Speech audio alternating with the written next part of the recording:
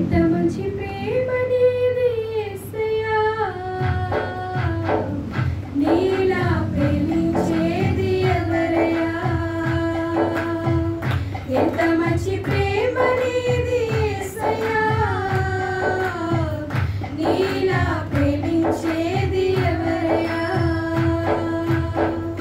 అడగకపోయినా కరలిరిగినా, అడగకపోయినా కరలిరిగినా, అల్ఫా ఒమేగావు నీవే కదా, అల్ఫా ఒమేగావు నీవే కదా.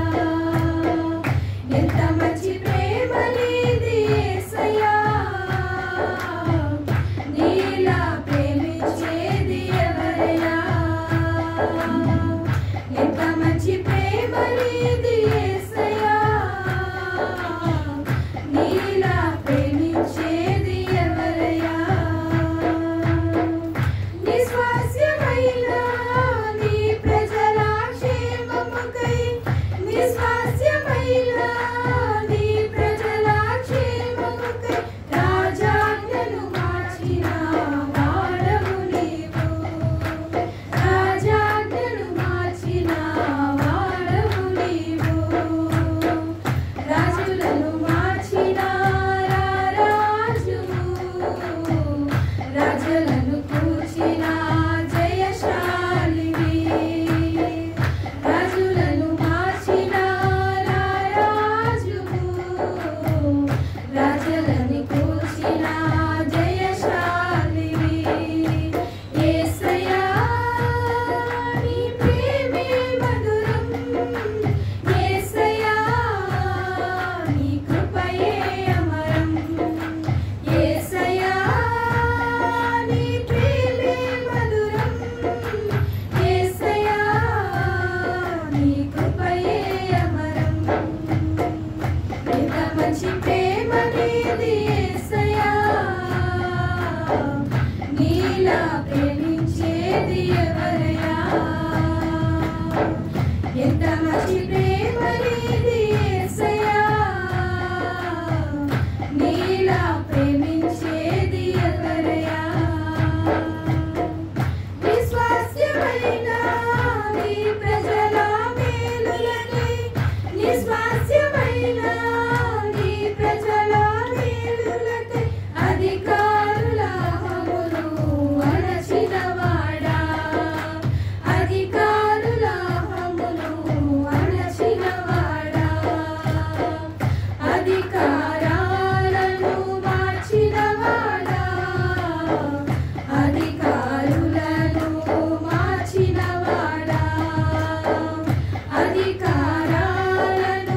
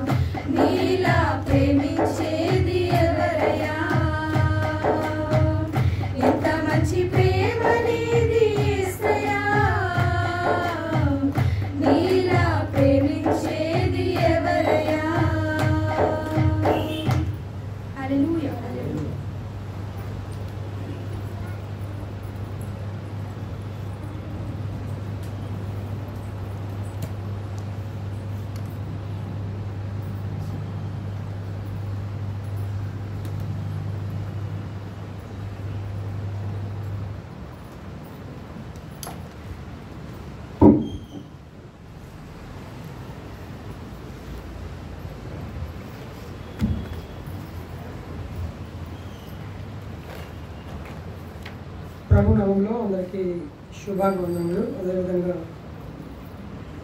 అవకాశం ఇచ్చినటువంటి సంఘ కాపరి డేవిడ్ గారికి కూడా శుభాభివందనలు తెలియజేసుకుంటున్నాను.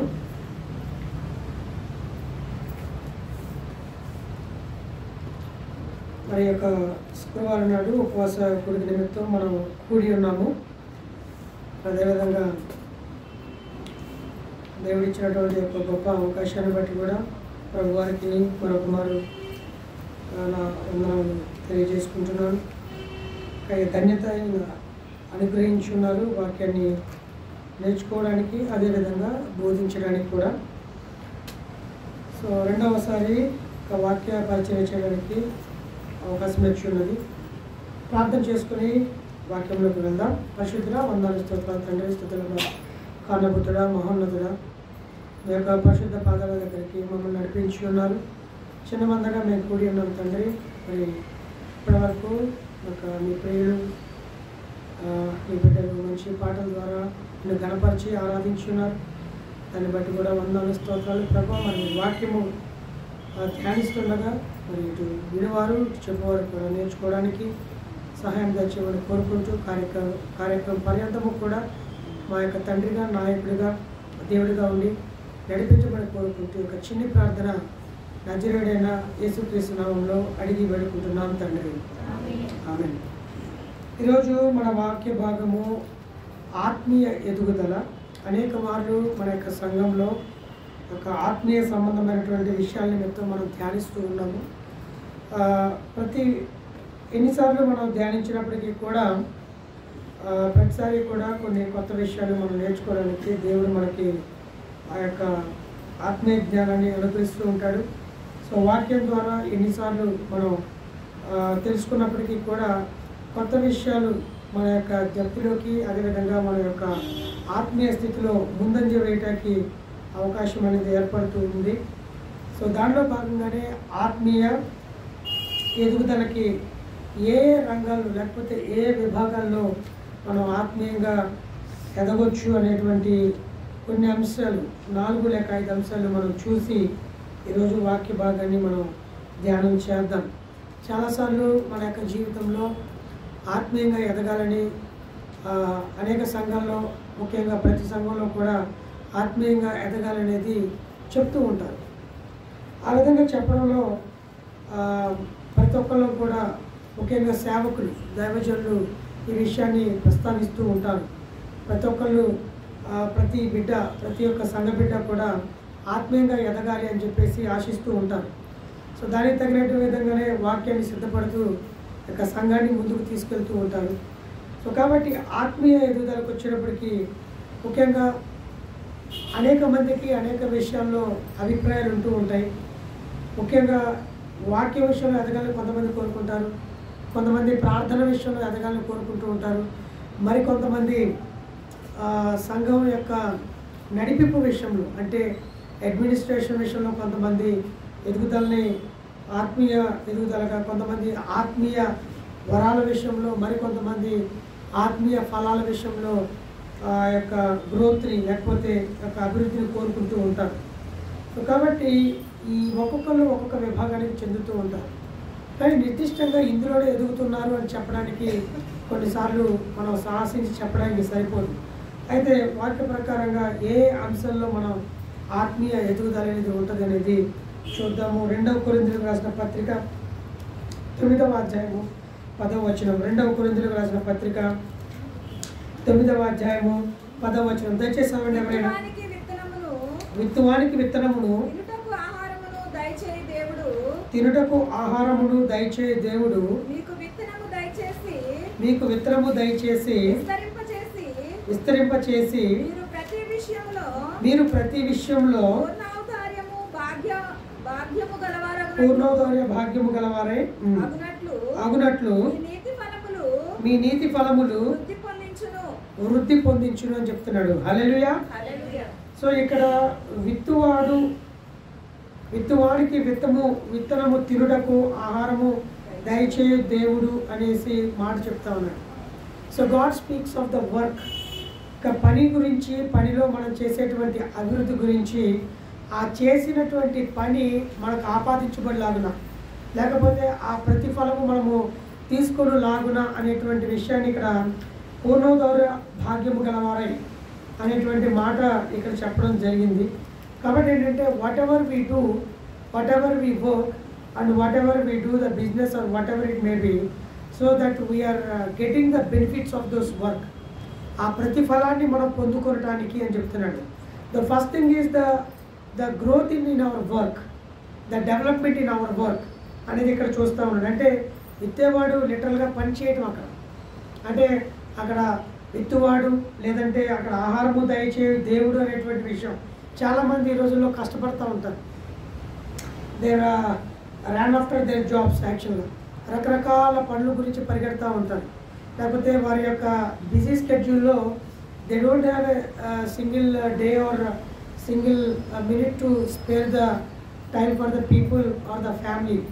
చాలా వరకు ఈ యొక్క లోకరీతిని అనుసరించి చాలామంది పరిగెడుతూ ఉన్నారు. They run after the things, something they want to accumulate. ఏదన్నా నేర్చుకుందాం, లేకపోతే ఏదన్నా ముందుకెళ్ళిపోదాం, లేదంటే ఏదన్నా పని ఒక గంట మనం ఎక్కువ కష్టపడితే ఖచ్చితంగా మనకి ప్రతిఫలం వస్తుంది అనేటువంటి విషయాన్ని కలిగి ఉంటూ ఉంటారు.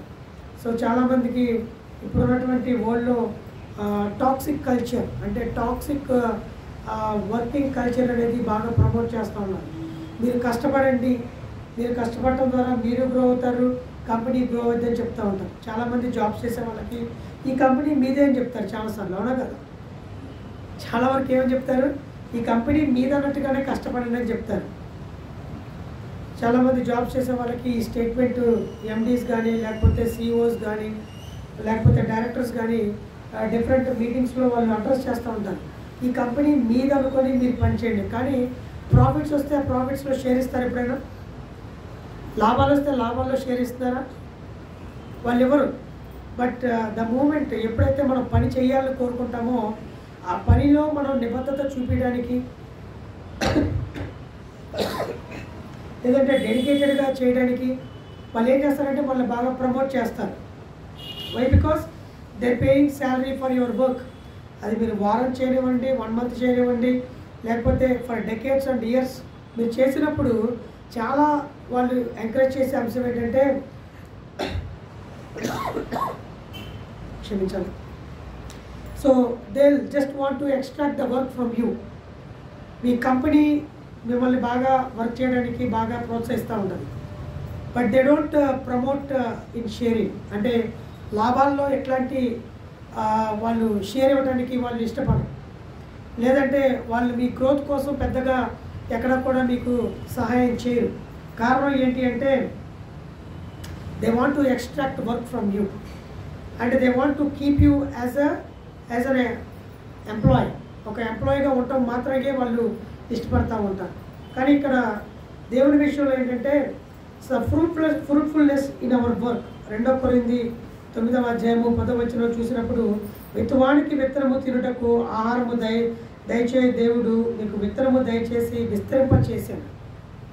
So God is want you to enlarge, అంటే దాన్ని ఎక్స్టెండ్ చేయాలి అని కోరుకుంటా ఉన్నాడు. అంటే మనకున్నటువంటి ఆ యొక్క బౌండరీస్ని దేవుడు వాటిని ఎన్లార్జ్ చేయాలని కోరుకుంటా ఉన్నాడు. ఎబ్బేజు ప్రార్థన విన్నప్పుడు మన జీవితాల్లో ఎబ్బేజు ఒక చిన్న ప్రార్థన చేస్తాడు. న్యాయాధిపతుల్లో ఆ విషయం మనం చూస్తూ ఉంటాం. ఆ ఎబ్బేజు ప్రార్థన చాలా 3 లేక 4 వచనాలు ఉన్నటువంటి ప్రార్థనగా మనం చూస్తూ ఉంటాం. 3 లేక 4 వచనాలు ఎబ్బేజు ప్రార్థన చూస్తూ ఉంటాం. సో ద మూమెంట్ ఈ ప్రేడ్ గాడ్ బ్లెస్డ్ హిమ్. మా యొక్క సరిహద్దుల్ని విశాలపరచమని కోరుకుంటాడు. ఎబ్బేజు ప్రార్థన చాలా కొద్దిపాటి ప్రార్థన, చాలా చిన్న ప్రార్థన, చాలా క్లుప్తంగా ఉండేటువంటి ప్రార్థన అయినప్పటికీ కూడా అక్కడ మనం చూస్తూ ఉన్నాం. And God blessed his words.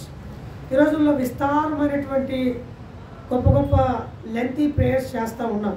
అయినప్పటికీ కూడా కొన్నిసార్లు we are not inheriting the blessings of the God. కారణం ఏంటి అంటే the lack of dedication. There is no fruitfulness in our work.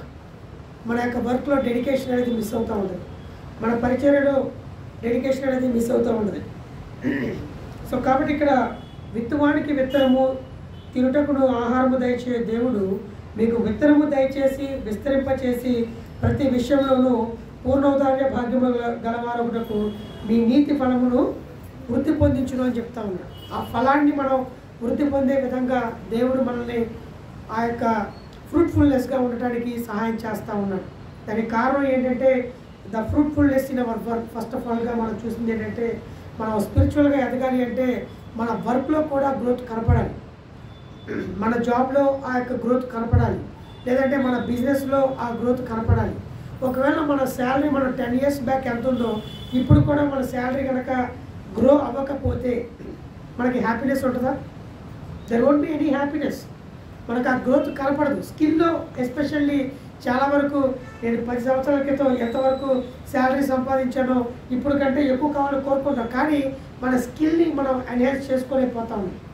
ఇక్కడ విత్తనం చల్లేవాడు కానీ లేకపోతే ఆ యొక్క ఆహారము దయచేసేటువంటి దేవుడు కూడా చెప్పే విషయం ఏంటంటే ప్రాముఖ్యంగా ఆయన ఏమంటాడంటే విస్తరించండి అంటున్నాడు. Grow enlarge it. మనం విస్తరించడానికి మనం ప్రయత్నం చేయాలి. బట్ అన్ఫార్చునేట్లీ మనం అలాంటి విషయంలో అలాంటి స్థితి కలిగి ఉండట్లేదు. We are not enlarging our skills, we are not sharpen our skills. ఆ విధంగా మనం 10 years బ్యాక్ ఏదైతే శాలరీ ఉందో ఎవ్రీ ఇయర్ పెరగాలని కోరుకుంటాం, కానీ అప్పుడున్న స్కిల్తో పాటు నీకు అదే పే స్కేల్ వస్తుందని మనం ఎప్పుడు కూడా ఎక్స్పెక్ట్ చేయలేము. ఆ రోజుల్లో మాకు మంచి శాలరీస్ ఇచ్చేవాళ్ళు. 5 years బ్యాక్ మాకు చాలా బాగుండేది, 6 years బ్యాక్ మాకు చాలా బాగా ఉండేది. మేమందరం చాలా సంతోషంగా ఎంతో ఒకళ్ళొకళ్ళు చాలా ఫ్రెండ్లీగా ఉండి బాగా డెవలప్ అయ్యామని కోరుకుంటాం. కానీ 10 years బ్యాక్ ఉన్నటువంటి సిచ్యువేషన్ ఇప్పుడు లేదు. 10 years బ్యాక్ ఉన్నటువంటి పే స్కేల్ ఇప్పుడు లేదు. కానీ 10 years బ్యాక్ నీ స్కిల్ ఎలా ఉంది, ఇప్పుడు నీ యొక్క పనితనం ఎలా ఉంది, నీలో ఎలాంటి మార్పులు చేస్తాను, నీ యొక్క స్కిల్లో ఎలాంటి డెవలప్మెంట్ కనిపిస్తూ ఉంది, ఆ ఫ్రూట్ఫుల్నెస్ ఎలా కనపట్లేదు, ఎందుకు కనపట్లేదు అనేది ఇక్కడ మనం చూసుకోవాలి. ఇక్కడ స్పిరిచువల్ గ్రోత్ అనేది నథింగ్ బట్ మొట్టమొదటిగా మన వర్క్లో ఆ యొక్క స్కిల్ని డెవలప్ చేసుకోవాలి. 10 years బ్యాక్ ఉన్న స్కిల్ ప్రకారంగా నీకు పే చేసిన దాని ప్రకారం చూస్తే ఇప్పుడున్న స్కిల్కి అప్పటికి మ్యాచ్ కాదు. చాలాసార్లు మన క్రైస్తవులు ఏమనుకుంటారంటే మనం చాలా ప్రార్థన చేస్తున్నాం బ్రదర్, మాకు మంచి జాబ్ రావాలని ప్రార్థన చేస్తున్నాం బ్రదర్, మంచి శాలరీ రావాలని ప్రార్థన చేయండి బ్రదర్. 10 years బ్యాక్ నాకు స్కిల్ అది ఉంది, ఇప్పుడు నాకు స్కిల్ లేదు అని చెప్పుకోవడానికి నీకు ధైర్యం సరిపోవట్లేదు. 10 years బ్యాక్ కేవలం నువ్వు ఒక చిన్న 2-3 స్కిల్స్తోనే నీకు ఒక శాలరీ వచ్చేది. ఇప్పుడు నీకంటే కాంపిటేటివ్గా నీ యొక్క ఎంప్లాయీస్ లేకపోతే నీ కొలీగ్స్ వచ్చేసి వాళ్ళు ఒక 10 types ఆఫ్ స్కిల్స్తో నీ జాబ్ని స్నాచ్ చేస్తున్నారు. 1970s, 1980s ఎప్పుడైతే కంప్యూటర్స్ గవర్నమెంట్ ఆఫీస్లో ఇంట్రడ్యూస్ చేసినప్పుడు చాలామంది జాబ్స్ రిజైన్ చేశారు. మీకు ఆ విషయం తెలుసా? 1980s, 1990s పెద్ద పెద్ద ఆఫీసులో కంప్యూటర్స్ని ఇంత పెద్ద డబ్బా కంప్యూటర్లాగా ఉండేది. ఆ కంప్యూటర్స్ ఎలా హ్యాండిల్ చేయాలో వాళ్ళకి అర్థం కాక they took the voluntary retirement. చాలామంది రిజైన్ చేశారు. Because the manually the recording everything in books. ఇంత పెద్ద రిజిస్టర్ పెట్టుకొని పూర్తి మొత్తం డేటాని రాయడానికి వాళ్ళు బాగా ఇష్టపడుతూ ఉండేవాళ్ళు, గంటల తరబడి రాస్తూ ఉండేవాళ్ళు. కానీ వాళ్ళ ముందు ఒక కీబోర్డ్ ఇచ్చి ఒక మానిటర్ పెట్టి ఆ మానిటర్లో ఫీడ్ చేయండి, డేటాని ఫీడ్ చేయమంటే they are afraid of the technology. They are unable to adapt the technology. ఈ రోజుల్లో కంప్యూటర్స్ అంటే ఫింగర్ టిప్స్ మీద ఆడుకుంటున్నారు అందరూ. It becomes easy. 1970s gas cylinder మీ ఇంట్లోకి వచ్చింది అనుకోండి, అప్పటి వాళ్ళకి 1970s వాళ్ళకి గ్యాస్ సిలిండర్తో ఎలా వర్క్ చేయాలో తెలిసేది కాదు, వంట ఎలా చేయాలో తెలిసేది కాదు. కానీ ఇప్పుడు గ్యాస్ లేకపోతే పని అవ్వట్లేదు. ఇక్కడ అప్పట్లో అది ఏదో అయిపోతుందని భయపడేవాళ్ళు 1970s, 80s. కానీ ఇప్పుడు వచ్చిన వాళ్ళు అది లేకుండా అసలు పని అవ్వట్లేదు, ఇంకా చాలా స్మార్ట్గా వర్క్ చేస్తున్నారు. సో కాబట్టి మనం అర్థం చేసుకోవాల్సింది ఏంటంటే, so we have to enhance our skills especially in working area. మనం స్పిరిచువల్గా గ్రో అవ్వాలంటే మన వర్కింగ్ ఏరియాలో కూడా మనం డెవలప్ అవ్వాలి. అలా అవ్వలేదు అంటే కనుక 10 సంవత్సరాలకి ఇచ్చిన శాలరీ ఇప్పుడు కూడా వస్తూ ఉంది. 10 సంవత్సరాల క్రితం నీకున్న ఎనర్జీ ప్రకారంగా నువ్వు 50 kgs బస్తా మోసావనుకోండి, ఇప్పుడు కూడా 10 ఏళ్ల క్రితం ఉన్న బలం ఇప్పుడు ఉంటుందా? You can't lift the weight. కారణం ఏంటి? గ్రాడ్యువల్గా it's deteriorating your body strength. అదేవిధంగా నీ మెంటల్ ఫ్యాకల్టీ, మెంటల్ నాలెడ్జ్ కూడా గ్రాడ్యువల్గా డిటీరియేట్ అవుతున్నప్పుడు నీకెందుకు వాడు ₹1,00,000 నీకు శాలరీ ఇస్తారు? He will ask you to pay for 25,000 rupees. మా 10 ఏళ్ళ క్రితం 25,000 ఉంటే now they last you to work for 10,000 rupees. So కాబట్టి ఇక్కడ మన స్పిరిచువల్ గ్రోత్ గురించి ఆలోచించినప్పుడు ఇక్కడ మనం 2 కొరింథీ 9:10 చూసినప్పుడు మనకి కంప్లీట్గా ఆ కంప్లీట్ ప్యాకేజ్ ఇక్కడ మీ నీతి ఫలములు వృద్ధి చేసుకోండి అంటా ఉన్నాడు. ఎన్హాన్స్ యువర్ స్కిల్స్, వాటిని అభివృద్ధి చేసుకోవడానికి మనం ప్రయత్నం చేయాలి. అది లేకుండా మనకి మంచి జాబ్ రావాలని ప్రార్థన చేయమంటాం, లేకపోతే మంచి స్కిల్స్ రావాలని మనం ప్రార్థన చేయమని అడుగుతాం. కానీ మన యొక్క నీతి ఫలములు విస్తరింప చేసి ప్రతి విషయంలో అంటున్నాడు. గుర్తుపెట్టుకోండి, ఏమన్నాడు? ప్రతి విషయంలోనూ. మరి ప్రతి విషయంలో మనం విస్తరించబడుతున్నామా అంటే ఏమో తెలియదు. నేను ఈ వారం ఈ యొక్క వర్క్ నేర్చుకున్నాను, నెక్స్ట్ మంత్ నేను ఇంకొక టెక్నిక్ నేర్చుకోవాలి, లేదంటే ఇంకొక స్కిల్ నేర్చుకోవాలి అనే విషయం ఎవరు ప్రార్థనలో అడగరు. ఎప్పుడైనా అడిగారా? నేను పలాంది నేర్చుకున్నాను, నెక్స్ట్ మంత్ పలాంది నేర్చుకున్నాను పాస్టర్ గారు, నాకు దాని గురించి ప్రార్థన చేయము. అయితే శాలరీ గురించి ప్రార్థన చేస్తాం, లేదంటే జాబ్ గురించి. మన స్కిల్ లేకుండా మనకి ఎలా శాలరీ వస్తుంది, మన పే స్కేల్ ఎలా డెవలప్ అవుతుంది, ఎవరు కూడా అర్థం చేసుకోలేకపోతున్నారు. సో కాబట్టి ఇక్కడ ద వర్క్ ఎఫిషియన్సీ అనేది మనం ఇంప్రూవ్ చేసుకోవాలి, విస్తరించబడాలి ప్రతి విషయంలో. పూర్ణోదార్య భాగ్యము గల వారు ఉన్నట్లుగా మీ నీతి ఫలములు వృద్ధి పొందించుకోమని చెప్తా ఉన్నాడు. అలాంటి స్కిల్ సెట్ లేకుండా, అలాంటి నాలెడ్జ్ లేకుండా మన వర్క్లో డెవలప్ అవ్వాలంటే చాలా కష్టం. సో ఫస్ట్ థింగ్ ఏంటంటే 2 కొరింథీ 9:10 చెప్పినట్టుగా you have to growth in your work. రెండవదిగా చూసినప్పుడు we have to grow in our life. కాబట్టి ఎఫెసీయులకు రాసిన పత్రిక 4వ అధ్యాయము 15వ వచనం దయచేసి అవ్వండి. ఎఫెసీయులకు రాసిన పత్రిక 4వ అధ్యాయము 15వ వచనం దయచేసి అవ్వండి. ఎఫెసీయులకు రాసిన పత్రిక 4వ అధ్యాయము 15వ వచనం. ప్రేమ కలిగి సత్యము చెప్పుచు క్రీస్తు వలె ఉండుటకు మనల్ని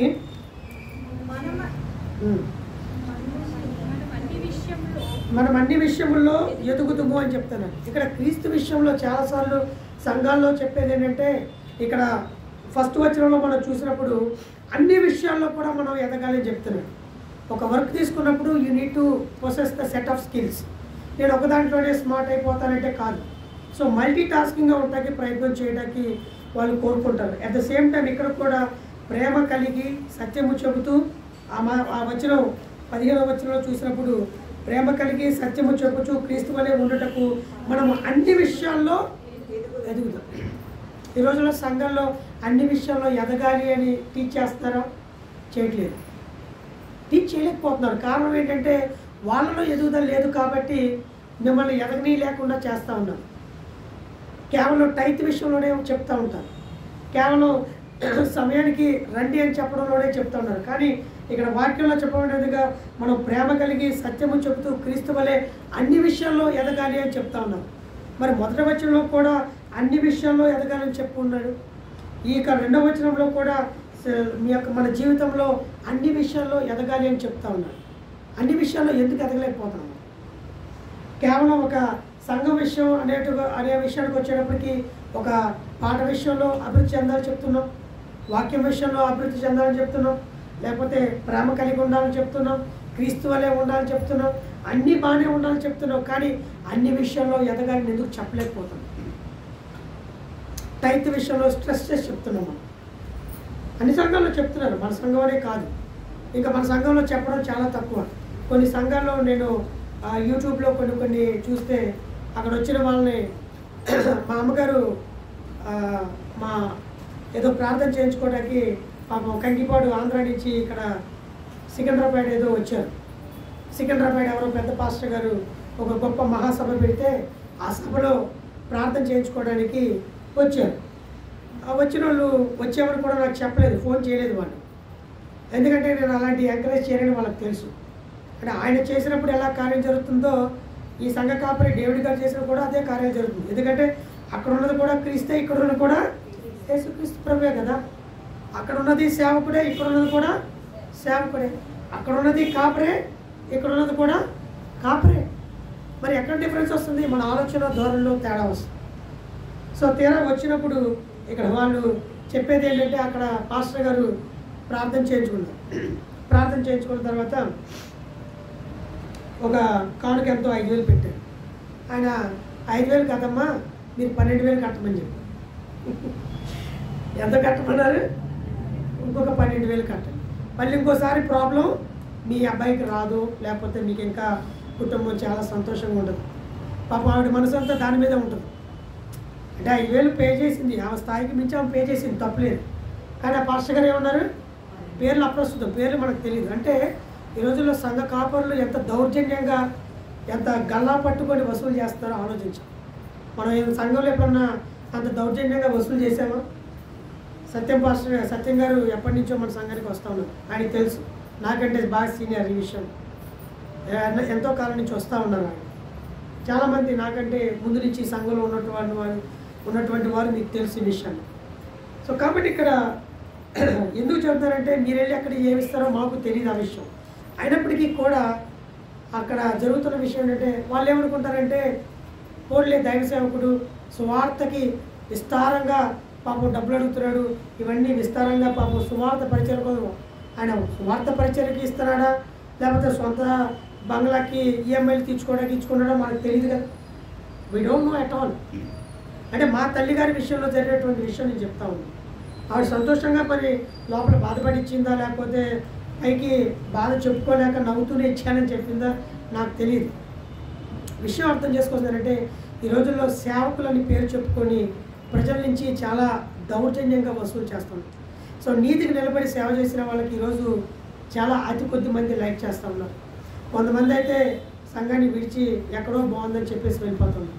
అలాంటి వాళ్ళు బయట ఉన్న సేవకులు ఎలాంటి వాళ్ళో నాకు తెలియదు. కానీ మరి ఇక్కడ చూసినట్లయితే మనం చాలా విషయాల్లో జాగ్రత్తగా అర్థం చేసుకోవాల్సింది. ప్రేమ కలిగి సత్యము చెబుతూ క్రీస్తు వలె అన్ని విషయాల్లో అభివృద్ధి పొందాలి.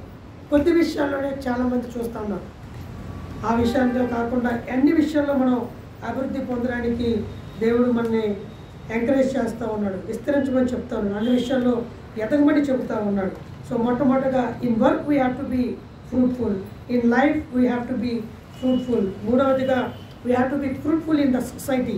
మొదటి తెస్సలోనికీ రాసిన పత్రిక 4వ అధ్యాయము 10-12 వచనాలు. మొదటి తెస్సలోనికీ రాసిన పత్రిక 4వ అధ్యాయము 10-12 వచనాలు. అలాగుననే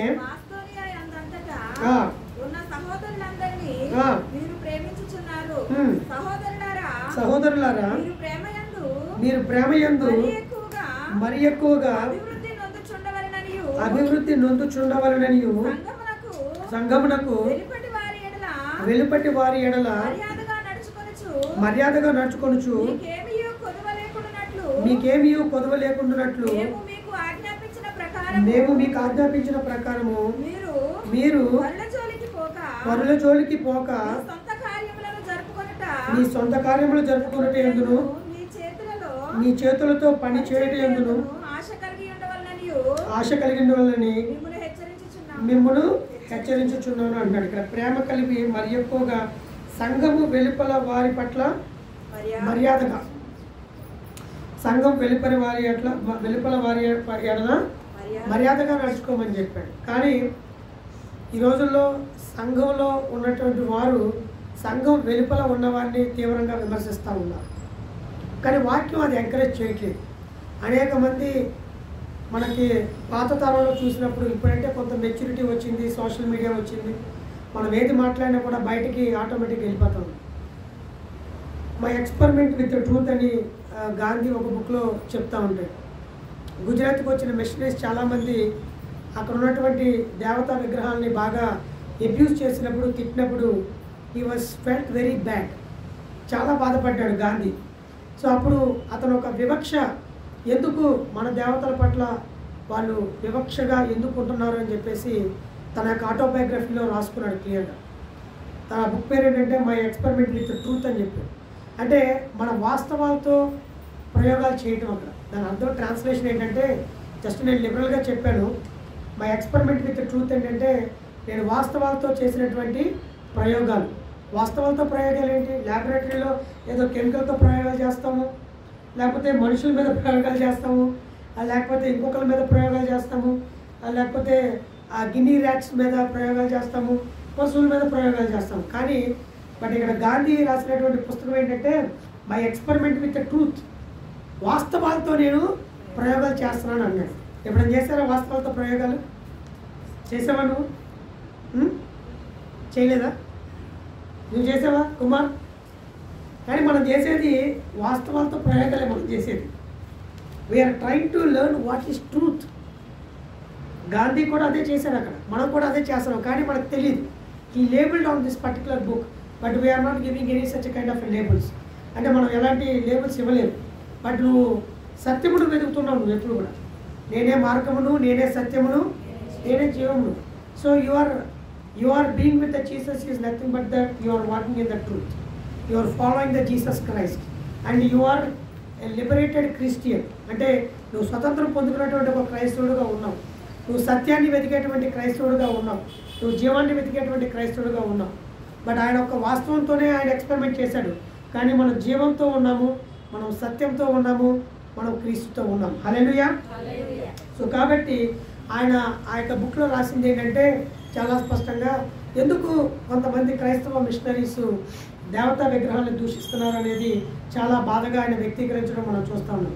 కానీ పాత రోజుల్లో తెలుసో తెలియకో కొన్నిసార్లు అలాంటి తప్పులు జరిగినాయి. కానీ ఇక్కడ పౌలు కొన్ని వేల సంవత్సరాల క్రితమే ఈ విషయాన్ని చాలా స్పష్టంగా చెప్తూ ఏమన్నాడంటే ఆ యొక్క 10-12 విషయంలో సంఘమునకు వెలుపటి వారి ఎడల మర్యాదగా నడుచుకోమని చెప్పాడు. దురుసుగా ఉండొద్దాన్ని, అబ్యూజ్ చేయొద్దు అంటున్నాడు.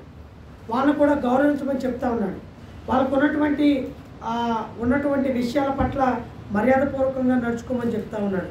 చెప్తూ మళ్ళీ ఏమంటాడంటే మీరు పరుల జోలికి పోక మీ సొంత కార్యములను జరుపుకున్నట్టు యందు మీ చేతులతో పని చేయటం యందును ఆశ కలిగి ఉండాలి అని చెప్తా ఉన్నాడు. పక్కన వాళ్ళ విషయాల గురించి ఎక్కువ పట్టించుకోవద్దు. పక్క సంఘాల్లో ఏవేవో జరుగుతున్నాయో మనకు సంబంధం లేదు. ఇప్పుడు మన సంఘాల్లో ఏం జరుగుతుందో ఇప్పుడు చాలా వరకు డిబేట్స్ ఏం జరుగుతుందంటే పలానా వాళ్ళు పలానా విధంగా చేస్తున్నారని చెప్పేసి. కాకపోతే ఈ రోజుల్లో పరిచర్య చాలా వెరితలు వేస్తూ ఉంది. It is there going for extremity.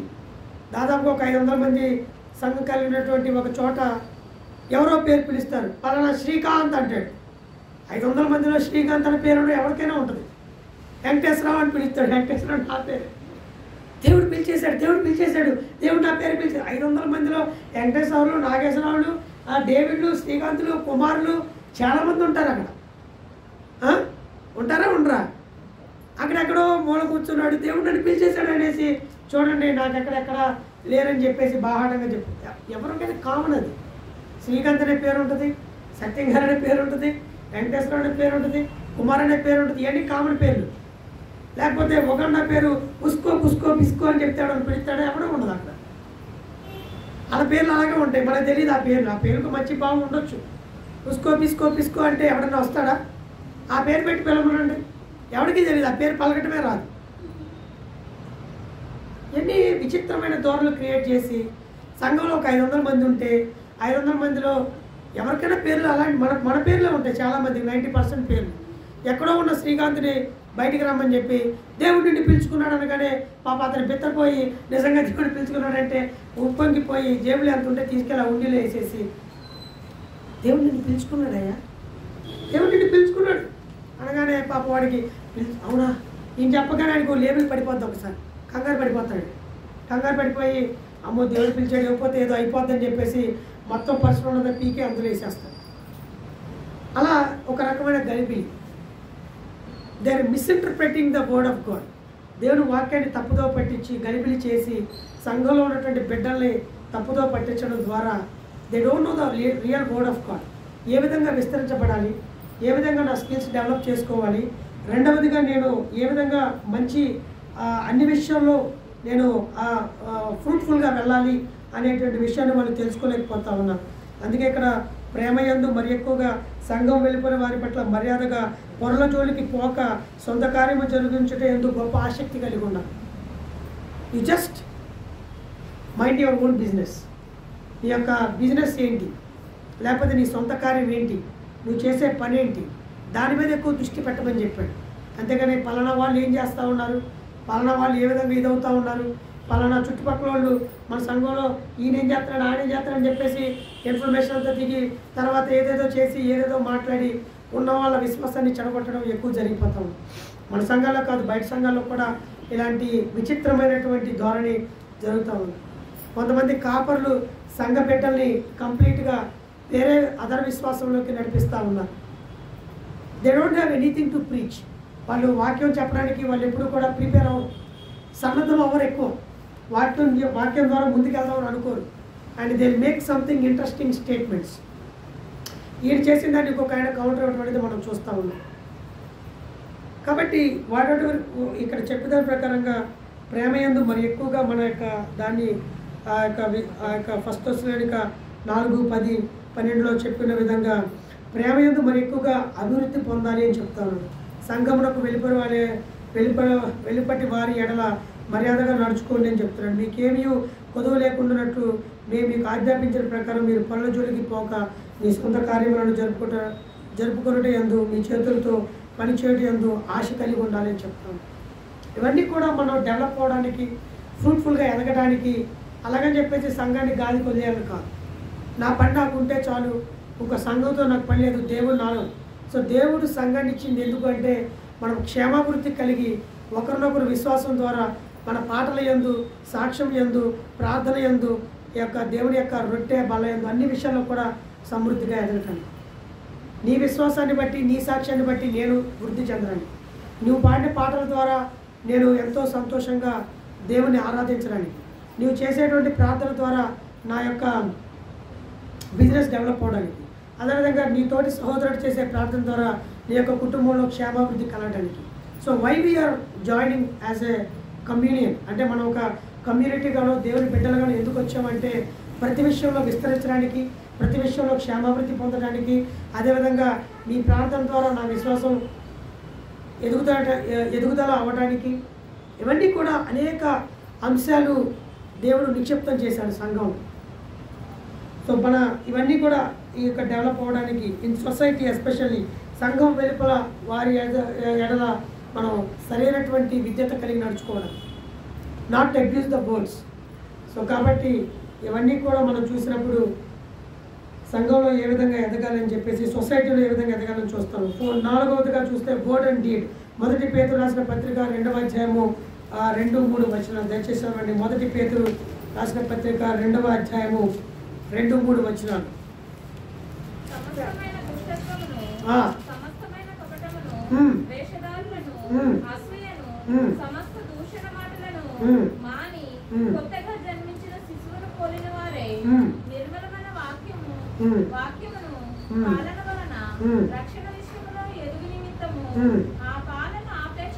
చాలు. ఇక్కడ సమస్తమైన దుష్టత్వమును, సమస్తమైన కపటమును, వేషధారను, అసూయను, సమస్తమైన దూషణ మాటలను మాని కొత్తగా జన్మించిన శిశువులను పోలిన వారి నిర్మలమైన వాక్యమును పాల వలన రక్షణ విషయంలో that we have to grow in the word and deed. అంటే చిన్నపిల్లలు ఆ యొక్క నిర్మలమైన పాల కొరకు ఎలా అపేక్షిస్తారో, ఎలా ఆశపడతారో ఆ విధంగా వాక్యం అనేటువంటి పాల కొరకు మనం ఎప్పుడూ కూడా అపేక్షించాలి. కానీ మనం దేనికి అపేక్షిస్తామనేది తెలుసుకోవాలి. ఈ రోజుల్లో మనం పలానా వాటి కొరకు అపేక్షిస్తూ ఉంటాం. సంఘంలో గౌరవం కొరకు అపేక్షిస్తాం. నన్ను ఎవడో గౌరవించట్లేదు అనేటువంటి ఒక రకమైనటువంటి ఐడెంటిటీ క్రైసిస్లో మనం బతుకుతూ ఉన్నాం. ఈ రోజుల్లో చాలామంది సేవకులకున్న చాలా అత్యంత దయనీయమైన స్థితి ఏంటంటే నో వన్ ఈజ్ రెస్పెక్టింగ్. మనం కనుక రెస్పెక్ట్ ఎక్స్పెక్ట్ చేస్తే ఈ రోజుల్లో చాలా కష్టం. అదే ఒక 500 మంది సంఘం అంటే ఒక 100 మంది నిజంగానే రెస్పెక్ట్ చేస్తారు, 400 మంది నామమాత్రంగా వందనాలు చెప్తారు, మిగతా మంది అసలు పట్టించుకుంటారు లేదో కూడా తెలియదు. సో 500 మందిలో 100 మంది మనకు వందనాలు చెప్తే మనం చాలా హ్యాపీ ఫీల్ అవుతుంది. కానీ మనకు ఉన్నదంటే తిప్పి కొడితే 40 మంది. ఒకవేళ మంచి సంఘం అయ్యి ఉండొచ్చు, మనం 40 మంది ఉన్నా కూడా మంచి విశ్వాసం అయ్యి ఉండొచ్చు, తప్పులేదు. కానీ ఈ రోజుల్లో ఈ యొక్క ఐడెంటిటీ క్రైసిస్ అనేది చాలా దుర్లభమైపోయింది. నన్ను గుర్తించట్లేదు అనేటువంటి స్థితి వల్ల మనం చాలా లాస్ అయిపోతాం సంఘం. కారణం ఏంటి అంటే ఇక్కడ మనం సమస్తమైన దోషణ మాటలను, కపటమును, సమస్తమైన దుష్టత్వమును ఇవన్నీ కూడా వదిలిపెట్టాలని చెప్తాము. రకరకాల మాటల ద్వారా విశ్వాసుల్ని మనం డైవర్ట్ చేయాల్సిన అవసరం లేదు. కాకపోతే ఇక్కడ ప్రభు దయాళుడని మీరు రుచి చూసి ఉన్న ఎడల సమస్తమైన ఆయన దయాళుడు అని తెలుసుకుంటే చాలు.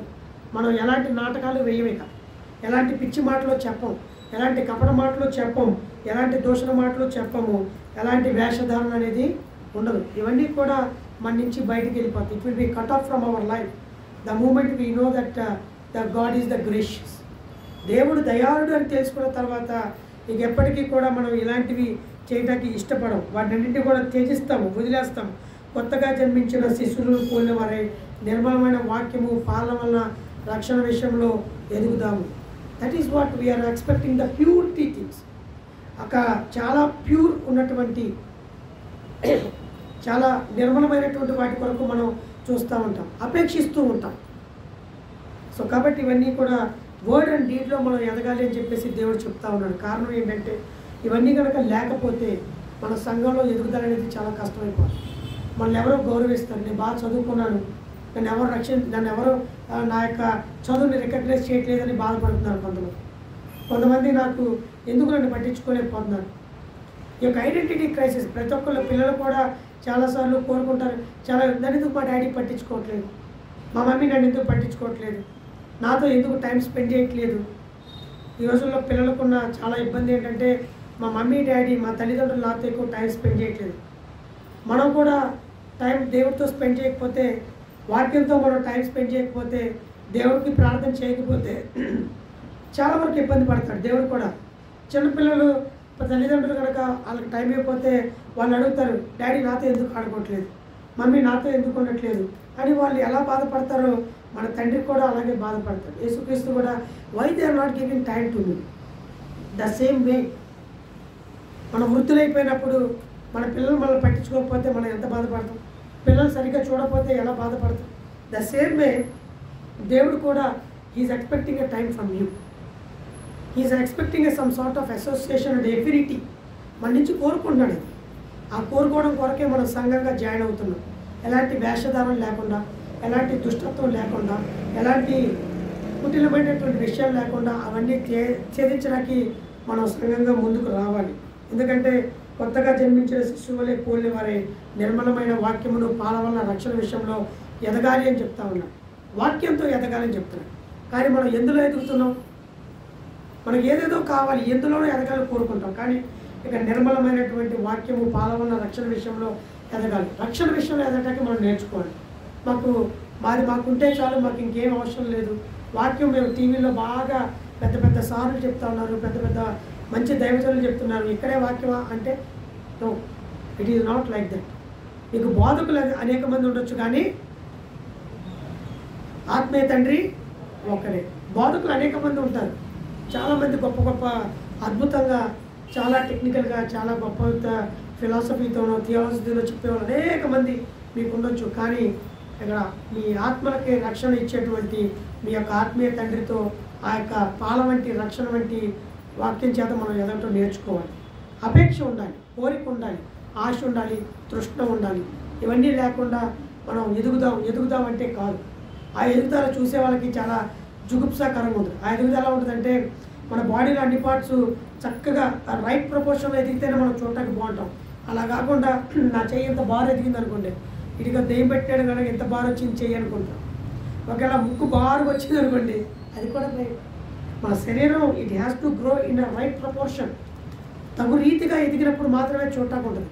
అలా కాకుండా అన్నీ కరెక్ట్గా కాకుండా విచిత్రంగా పెరిగినాయి అనుకోండి, విచిత్రంగా పెరిగినప్పుడు చూడటానికి జుగుప్సాకరంగాను ఇబ్బందికరంగాను మన బాడీలో రుగ్మత వచ్చిందని తెలుసు. నేను గతంలో చెప్పాను, ఒక బ్రదర్ ఫ్యామిలీ వచ్చినప్పుడు వాళ్ళ అమ్మగారు తదేకంగా ప్రార్థన చేసి కుటుంబాన్ని వదిలేసినప్పుడు ఆ పిల్లవాడు మతి భ్రమించిన వాడు అయిపోవడం మనం చూస్తాం. అంటే యాక్సిడెంట్ వల్ల కొంచెం మతి భ్రమించిందే కానీ, బట్ ఆ పాలన పోషణ ఇవ్వలేకపోవడం వల్ల the family has gone somewhere. ఎక్కడికి వెళ్ళారో ఏమయ్యారో తెలియదు. ఎప్పటికి కూడా నాకు ఈ మధ్యకాలంలో ఎక్కడ కనపడలేదు. The moment we need to understand, మనం ఇన్ ద రైట్ ప్రపోర్షన్లో ఎదగడానికి మనం ప్రయత్నం చేయాలి. చివరిగా we have to grow in the church. 2వ పేతురు 3వ అధ్యాయము 17-18 వచ్చిన దయచేసి అవన్నీ ముగించుకుందాం. 2వ పేతురు 3వ అధ్యాయము 17-18.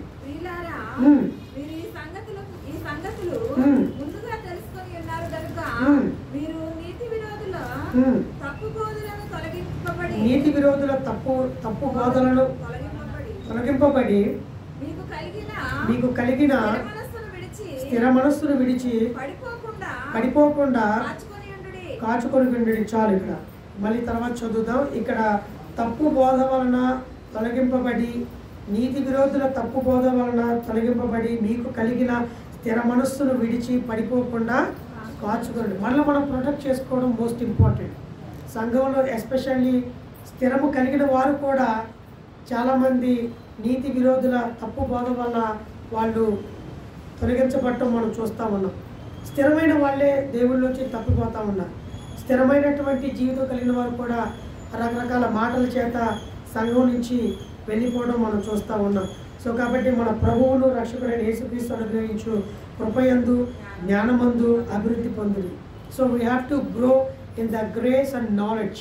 చాలామంది దేవుని కృప మనకు కావాలి, దేవుని కృప మనకు కావాలని కోరుకుంటూ ఉంటారు. కానీ we have to grow in grace and knowledge. జ్ఞానంలో కూడా వెతకటం నేర్చుకోవాలి. ఆయన జ్ఞానం ఎలాంటిది, ఆయన వాక్యం మనం ఎలా నేర్చుకుంటాం. దేవుని వాక్యము దివారాత్రులు ధ్యానించేవాడు ధన్యుడు అని చెప్పాడు. కానీ మనం ఒక్క వర్స్ అన్న కంఠస్థం చేస్తున్నాము, బైహార్ట్ చేస్తున్నాము. నో, మనకు కృప కావాలని కోరుకుంటాం. ఇక్కడ మనం స్టేటస్ కూడా పెట్టుకుంటాం. ఏమనుకుంటాం? ఆయన కృప, ఆయన దయ. ఆయన కృప దయ అది ఆయన ఎప్పుడు ఇస్తూనే ఉంటాడు. కానీ ఆయన జ్ఞానంలో ఎదటానికి మనం ఎప్పుడూ ప్రయత్నం చేయట్లేదు. ఆయన సంఘంలో ఎదటానికి మనం ఎప్పుడూ ప్రయత్నం చేయట్లేదు. ఆయన యొక్క స్థితిలో అంటే ఆయన యొక్క పరిచర్యలో మనం స్కిల్స్ని మనం డెవలప్ చేసుకుందాం. బెసయేలు కుమారులకి దేవుడు జ్ఞానం అనుగ్రహించినప్పుడు ఆ యొక్క ప్రత్యక్ష మందిరాన్ని కట్టడాలి అన్నప్పుడు ఆ యొక్క దేవుడు పిలిచినప్పుడు బెసయేలు కుమారులు పిలుస్తాడు. వాళ్ళకి రకరకాల తలాంతులు ఇచ్చి వాళ్ళు ఆ యొక్క ప్రత్యక్ష మందిరాన్ని కట్టడానికి చక్కగా దేవుడి మందిరాన్ని కట్టడానికి వాళ్ళకి సంపూర్ణమైన జ్ఞానాన్ని. ఈ రోజుల్లో సంఘాలు కట్టడానికి దేవుడు ఎవరు కూడా జ్ఞానం సంపాదించుకోలేకపోతారు. సంఘాన్ని ఎలా కట్టాలో వాళ్ళకి తెలియట్లేదు. ఒక మంచి పనితనం కలిగిన వాడు ఒకటి ఎలా కట్టాలో, ఒక బిల్డింగ్ ఎలా కట్టాలి, ఒక భవనం ఎలా కట్టాలో వాడికి అన్నీ కరెక్ట్గా మెజర్మెంట్స్ చేస్తాడు. ఏమీ తెలియనివాడు అప్పుడే పనికొచ్చిన వాడు సంఘాన్ని ఎలా కట్టగలడు? బైబిల్ చదువుతూ వస్తే సంఘాన్ని కట్టగలవా? కేవలం ఒక పాట పాడగలిగితే సంఘాన్ని కట్టగలవా? కేవలం ఒక ప్రార్థన చేస్తే సంఘాన్ని కట్టగలవా? కేవలం ఒక వాక్యం చెప్పగలిగితే సంఘాన్ని కట్టగలవా? లేదు. It's highly impossible. కానీ బెసయేలు కుమారులాగా సంపూర్ణ సకల విషయాల్లో కూడా వాళ్ళకి జ్ఞానం ఇచ్చినప్పుడు ఆ యొక్క దేవుని యొక్క ప్రత్యక్ష మందిరాన్ని కట్టడానికి, ఆ యొక్క గుడారాలను కట్టడానికి దేవుడు వారికి సంపూర్ణమైన జ్ఞానాన్ని అనుగ్రహించాడు. ఒకరికి ఇవ్వలేదు, వాళ్ళ కుమారులందరికీ కూడా ఒక్కొక్క తలాంతి ఇచ్చి అందరినీ తీసుకొచ్చి చక్కగా మోషే దగ్గర కూర్చోబెట్టి ప్రతి పని నువ్వు చేయి అని చెప్పేసి ఇవ్వడం చూస్తాం. ఈ రోజుల్లో స్కిల్ సెట్ లేని పీపుల్ సంఘానికి వస్తూ ఉన్నారు. ఏ విషయంలోనూ వాళ్ళ స్కిల్ ఉండట్లేదు. సంఘాన్ని ఎలా కట్టాలో వాళ్ళకి తెలియట్లేదు. సంఘంలో ఎలా డెవలప్ అవ్వాలో తెలియట్లేదు. సొసైటీ వాళ్ళతో ఎలా మాట్లాడాలో తెలియదు. సువార్త ఎలా ప్రకటించుకోవాలో తెలియదు. ఊరికి ఒక మైక్ పట్టుకొని ఎక్కడో ఒక మూల కూర్చొని, ఏ బస్ స్టాండ్లో చివరో కూర్చొని ఎవరో జనాలు లేని చోట ఇగో యేసుక్రీస్తు నీ కొరకు వస్తున్నాడని చెప్తే వాడెందుకు వింటాడు? They don't pay attention. నీ మాట ఎందుకు? నువ్వేమైనా గాలికి ఎందుకు పోరాడుతున్నావు? పిచ్చోళ్ళకి ఎందుకు ఫైటింగ్ చేస్తున్నావు? పోరాడితే నీకు సమూచితో పోరాడు. పోరాడితే వాక్యం నేర్చుకుని పోరాడు. పోరాడితే ప్రార్థన నేర్చుకుని పోరాడు. పోరాడితే మంచి వాక్యాన్ని లేకపోతే మంచి విధానంతో నువ్వు పోరాడు. Try to learn the skill set. అన్ని విషయాల్లో విస్తరించమని చెప్తున్నాడు కదా. ఎందుకు ఒక విషయంలోనే ఎదుగుతున్నావు? ఎందుకు ఒక చెయ్యే ఇంత బారు కావాలని కోరుకుంటున్నావు? ఎందుకు ఒక కాలు ఒక బారు అయిపోతే నడుస్తావు? నువ్వు రెండు కాళ్ళు సమంగా ఉంటేనే వెళ్తావు. ఒక్క ఇంచు తేడా ఉన్నా కూడా కుంటోడు అంటారు. నీకు ఒక్క ఇంచు కాలు తేడా ఉన్నా కూడా కుంటోడు అంటారు. కుంటోడికి పిల్లనిస్తారా ఎవరైనా? మన పిల్లలు ఇస్తావా? కుంటోడికి ఎట్లా ఇస్తామంటారు అంతే. ఎవరు స్కిల్ సెట్ లేకుండా, దేవుడి యొక్క జ్ఞానం లేకుండా, దేవుడి యొక్క పరిపక్వత లేకుండా, మెచ్యూరిటీ లేకుండా, గ్రోత్ లేకుండా నువ్వు కనుక ఎక్స్టెండ్ అవ్వకుండా నేను ఎప్పుడో 10 ఏళ్ల క్రితం అది చేశాను ఇప్పుడు కూడా అదే చేస్తానంటే కాదట. సంఘంలో అన్ని రకాలుగా విస్తరించబడటం నేర్చుకోవాలి. ప్రార్థన యందు, వాక్యమందు, అడ్మినిస్ట్రేషన్ విషయంలో సమతూకంగా ఉన్నప్పుడు మాత్రమే అన్ని విషయాలు సమకూర్చబడి జరుగుతున్నాయని చెప్తా ఉన్నాడు. So we have to grow in a right proportion. అది లేకుండా, అలాంటి స్కిల్స్ లేకుండా మనం ఇష్టం వచ్చినట్టు డెవలప్ అయిపోతాం. చర్చి కట్టేస్తున్నాం, మాకు ఆల్రెడీ మా నాన్నగారు ₹1 ఇచ్చారు, మేము చర్చి కట్టేస్తాం, బిల్డింగ్ బాగుంది, బాగా డెకరేట్ చేస్తాం, జనాలు వచ్చేస్తారు, వింటున్నారు, ఆహా ఓహో రకరకాలుగా జరిగిపోతుంది అనేది కాదు అక్కడ. That is not the real church. That is only A building. Because వారసత్వంగా వచ్చింది కాబట్టి నువ్వు కష్టపడేదో సంపాదించుకున్నావు, కట్టుకున్నావు, బిల్డింగ్ కట్టగానే కాదు. But church is not mean that. Church is completely a different meaning. బెసయేలు కుమారులాగా మంచి జ్ఞానం కలిగి ఉంటాం మనం నేర్చుకోవాలి. మోషేలాగా ఒక మంచి మీకెస్ట్ పర్సన్, సాత్వికత కలిగి ఉండాలి. దావీదులాగా ఒక యోధుడైనప్పటికీ కూడా దేవుడి మందిరం కట్టాలి అనేటువంటి ఈ రోజుల్లో చాలామంది ఎంతో స్కిల్ ఉంది, కానీ మేము చాలా బాగా కష్టపడుతున్నాం, చాలా జాగ్రత్తగా చేస్తూ ఉన్నాం, కానీ దేవుడి మందిరం కట్టాలి అనేటువంటి కోరిక లేదు. సౌలుకి అలాంటి కోరిక లేదు. ఎప్పుడు సౌలు ఎప్పుడు కూడా నాకు ఏది ఉపయోగకరమో అది మాత్రమే చేస్తానని చెప్పుకున్నాను. అతను సమయాలు చాలాసార్లు ఇది చేయొద్దన్నా కూడా ఆ పని చేయటం మనం చూస్తూ ఉంటాం. కానీ దావీదు ఎన్నో యుద్ధాలు చేయించినప్పటికీ ఎంత ఇగో సౌలు 1000 మంది చంపాడు, దావీదు 10,000 మంది చంపినా కూడా అతనికి ఎంతో రికగ్నేషన్ వస్తే అయ్యో నా అల్లుడికి ఎక్కడ రికగ్నేషన్ వస్తుందని చెప్పేసి దావీదు విషయంలో చాలా పోటీ పట్టాలి. దావీదుకి అలాంటి ఉద్దేశం ఎప్పుడు లేదు. దావీదు చాలా మంచి హృదయాన్ని కలిగి ఉన్నాడు. సౌలు మాత్రం దావీదును చంపడానికి అనేక మార్లు ప్రయత్నం చేయడం మనం చూస్తాం. సో మీకాలు కూడా did not recognise the David's greatness. ఆ యొక్క మీకాలు కూడా గుర్తుపట్టలేకపోయింది. ఎందుకు? పడికత్తెల ముందు, దేవుని మందిరం ముందు, ఆ యొక్క దేవుని యొక్క మందసం ముందు అతను నాట్యం ఆడుతున్నప్పుడు, అతను వస్త్రహీనుడైనప్పుడు చెలికత్తెల ముందు నీ పరుగు పోయిందని చెప్పేసి చాలా బాహాటంగా ఆయన అవమానించడం మనం చూస్తూ ఉన్నాం. Some time when we are growing the knowledge people cannot tolerate. మనం సంఘంగా ఎదుగుతున్నప్పుడు కొంతమంది సహించలేరు, దుష్ట ఉద్దేశాలను కలిగి ఉంటారు. సో కాబట్టి ఇవన్నీ కూడా మనం చూసినప్పుడు సంఘాన్ని నిర్మించాలి అంటే మనం కేవలం కొన్ని విషయాలు మాత్రమే కాదు, అన్ని విషయాల్లో కూడా మనం సమతూకంగా, సమగ్రంగా, రైట్ ప్రపోర్షన్లో వెళ్ళినప్పుడు మాత్రమే మనం సంఘాన్ని నిర్మించగలుగుతాం, సంఘంలో గ్రో అవ్వగలుగుతాం. దేవుడి వాక్యం దీవించడం. Thank you. పరిశుద్ధ వందనాలు, స్తోత్రాలు తండ్రి. స్తుతులు కానబోతుడా మరి ఇప్పటివరకు చెప్పబడిన వాక్యాన్ని బట్టి ఇటు విన్నవారు, ఇటు చెప్పిన వారు కూడా నేర్చుకోవడానికి సహాయం చేయమని కోరుకుంటూ, యొక్క వాక్యం పర్యవంతము తదుపరి ప్రార్థనతో కూడా మమ్మల్ని నడిపించమని కోరుకుంటూ, యొక్క చిన్న ప్రార్థన నజరేయుడైన యేసుక్రీస్తు నామములో అడిగి వేడుకుంటున్నాం తండ్రి. ఆమేన్.